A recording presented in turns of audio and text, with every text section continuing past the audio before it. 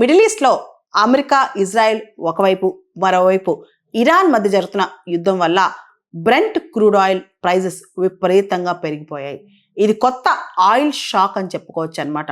మనం చూస్తే ఈ మార్చి 2026 పూర్తి స్థాయిలో గ్లోబల్ ఎనర్జీ మార్కెట్స్ ఒక హిస్టారిక్ షాక్నే ఫేస్ చేశాయి.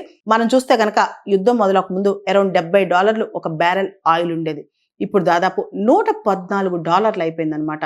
అంటే గత 45 మంత్స్లో ఇదే హైయెస్ట్ స్పైక్ అని చెప్పుకోవచ్చు అనమాట. దీనికి ప్రధానమైన కారణం యుద్ధం, మిడిల్ ఈస్ట్లో అనిశ్చిత యుద్ధం. దాంతోపాటు ఇరాన్ ప్రభుత్వం హార్ముజ్ స్ట్రైట్ని కంప్లీట్గా బ్లాక్ చేసేయటం, అక్కడ ఏ షిప్ రానివ్వకపోవడం అనమాట.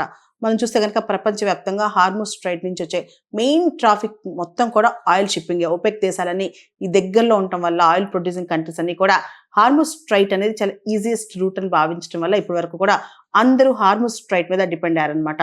ముఖ్యంగా యుఎస్, ఇజ్రాయెల్, ఇరాన్ పైన దాడి వల్ల ఇరాన్ ఈ హార్ముజ్ స్ట్రైట్ అనేది డిస్టర్బ్ చేసింది, క్లోజ్ చేసింది. అండ్ ప్రపంచవ్యాప్తంగా మనం చూస్తుంది దాదాపు 20-25% క్రూడ్ ఆయిల్ ఈ స్ట్రైట్ నుంచే ఇంపోర్ట్ అవుతూ ఉంటుంది అనమాట. ఈ స్ట్రైట్ నుంచే పాస్ అవుతూ ఉంటుంది. ఈ పరిస్థితిలో crude oil prices, Brent crude oil prices విపరీతంగా పెరుగుతున్నాయి. అయితే Pakistan already crude oil prices బాగా పెంచేసింది అనమాట. అయితే మన దేశానికి కొంత వెసులుబాటు ఉంది. ఏదైతే మనం రష్యా నుంచి డిస్కౌంటెడ్ ప్రైస్లో ఆయిల్ కొనుక్కుంటున్నాం ఇంతకుముందు, ఇప్పుడు అమెరికా వచ్చే 30 days పాటు రష్యా నుంచి ఆయిల్ ఇంపోర్ట్స్ పెంచుకున్నా నేను ఏ విధంగా శాంక్షన్స్ విధించనని చెప్పి కొన్ని దేశాలు హామీ ఇచ్చింది. దాంతో ఇండియాకి ఇప్పుడు ఇమీడియట్గా వచ్చిన ప్రమాదం లేదు. ఇండియా తన ఆయిల్ రిక్వైర్మెంట్స్ని రష్యా నుంచి కొనుక్కోవచ్చు. మనం చూస్తే కనుక భారతదేశంలో దాదాపు 85% క్రూడ్ ఆయిల్ రిక్రూట్మెంట్ అనేది ఇంపోర్ట్ చేసుకుంటాం అనమాట.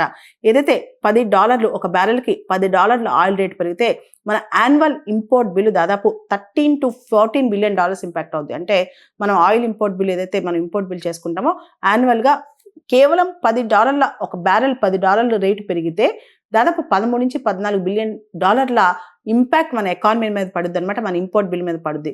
అది మన కరెంట్ అకౌంట్ డెఫిసిట్ మీద పడుద్ది అనమాట. అయితే ప్రపంచవ్యాప్తంగా చాలా దేశాలు ఆయిల్ ప్రైజెస్ పెంచేస్తున్నాయి. అయితే భారతదేశం మాత్రం ప్రస్తుతానికి మనం రష్యన్ ఆయిల్ తీసుకుంటున్నాం కాబట్టి ఇమీడియట్ ఇంపాక్ట్ మన పైన లేదు. అయితే భవిష్యత్తులో ఎలా ఉంటుంది అనే పరిస్థితి మాత్రం చూడాలి. ఒకవేళ కనుక ఆయిల్ బిల్స్ పెరిగితే, పెట్రోల్ అంటే చమురు రేట్లు బాగా పెరిగితే ఇన్ఫ్లేషన్ పెరిగే అవకాశం ఉంది. దాని బర్డన్ మొత్తం కన్జ్యూమర్స్ మీద పడే అవకాశం ఉందన్నమాట. ఇవన్నీ చూస్తే మన ఆర్థిక వ్యవస్థలో ఇదంతా కూడా ట్రికిల్ డౌన్ అయ్యే అవకాశం కనిపిస్తుంది. అయితే ప్రస్తుతానికి ఇమీడియట్గా ఈ 1 weekలో ఇండియాకి ఇబ్బంది ఏం లేదు. కానీ భవిష్యత్తులో కనుక ఒకవేళ ఆయిల్ ప్రైజెస్ పెరిగితే అది సామాన్యుడి మీద కూడా పెను భారమే అని చెప్పొచ్చు.